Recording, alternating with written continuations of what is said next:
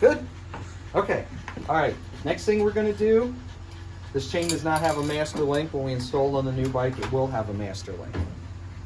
So what we got is our chain breaker tool here. And if you would like to come in and focus in on this, top of this, okay? We're going to take the pin on our chain breaker tool, line it up with the pin on the chain, very slowly, and then we're going to just turn it. Sometimes you got to back it out, make sure it's still in line. And if you notice, that link is now starting to push through that pin.